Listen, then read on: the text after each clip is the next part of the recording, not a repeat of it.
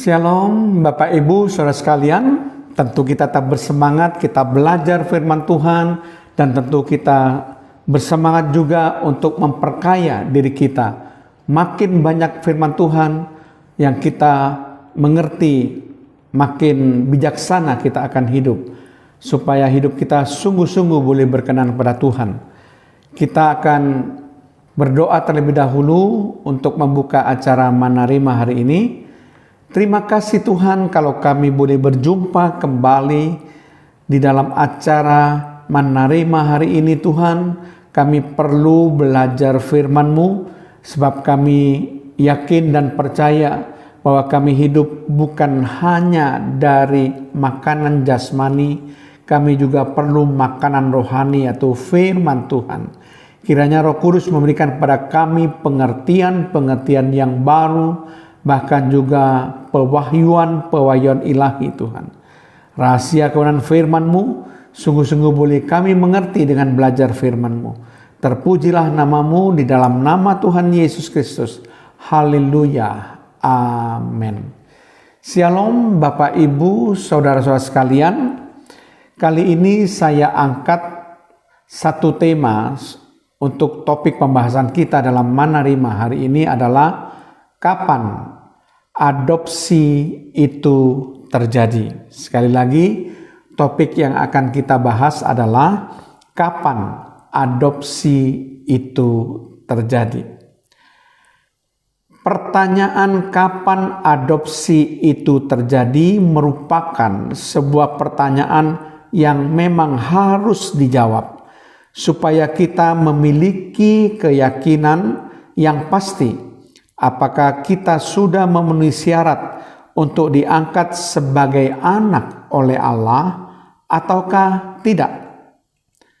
Untuk menjawab hal ini, kita harus tahu lebih dulu bahwa yang bisa diangkat menjadi anak adalah orang-orang yang mau menerima dan percaya kepada Yesus. Sekali lagi, orang-orang yang bisa diangkat menjadi anak adalah orang-orang yang mau menerima dan percaya kepada Yesus. Seperti yang sangat jelas tertulis dalam Injil Yohanes pasal yang pertama ayat yang ke-12. Di situ dikatakan, tetapi semua orang yang menerimanya diberinya kuasa menjadi anak-anak Allah, yaitu mereka yang percaya dalam namanya. Nah, perhatikan di sini bahwa semua orang yang menerimanya, huruf besar, menerima Yesus, diberi kuasa supaya menjadi anak-anak Allah, yaitu mereka yang percaya dalam namanya, yaitu mereka yang percaya kepada Yesus. Jadi syarat untuk bisa diangkat menjadi anak Allah menurut Yohanes 1 ayat 12 adalah menerima dan percaya kepada Yesus. Di luar itu kita tidak mungkin diangkat menjadi anak-anak Allah. Setelah seseorang menerima dan percaya kepada Yesus, ia harus lahir baru atau dilahirkan kembali oleh Roh Allah, disebut sebagai regeneration, agar ia boleh menerima pembenaran, disebut justification. Maka ia akan diterima menjadi anak Allah melalui proses adopsi. Jadi hanya orang-orang percaya yang dilahirkan kembali dan yang dibenarkan yang akan diadopsi oleh Allah untuk menjadi anak angkat. Dasar seseorang bisa menjadi anak angkat adalah karena kasih karunia Allah semata, bukan karena kemampuan atau kelebihan atau kebaikan kita. Seperti yang tertulis dalam Efesus 1 ayat 5-6. Dalam kasih ia telah menentukan kita dari semula oleh Yesus Kristus untuk menjadi anak-anaknya sesuai dengan kerelaan kehendaknya, supaya terpujilah kasih karunia-Nya yang mulia yang dikaruniakannya kepada kita di dalam Dia yang dikasihinya.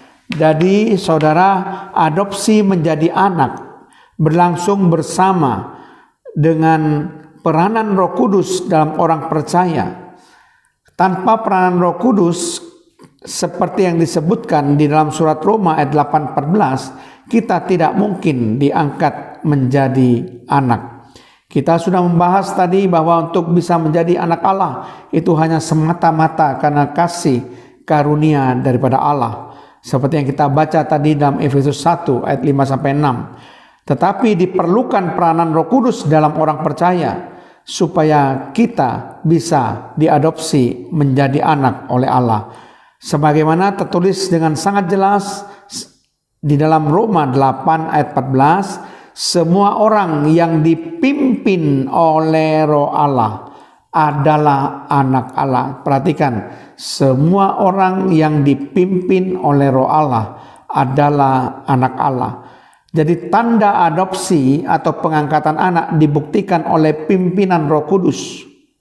Oleh sebab itu harus ada kesungguhan hati dan pemberian diri sepenuhnya dalam pimpinan Roh Kudus supaya kita bisa menjadi anak Allah. Amin. Terima kasih Tuhan kalau hamba-Mu sudah menyampaikan topik mengenai kapan adopsi itu terjadi. Supaya kami sungguh-sungguh boleh menerima dan percaya kepada Tuhan Yesus Kristus, sehingga kami dilahirkan kembali atau lahir baru dan kami dibenarkan untuk diadopsi menjadi anak-anak Allah. Terpujilah nama-Mu Tuhan, di dalam nama Tuhan Yesus Kristus. Haleluya. Amin.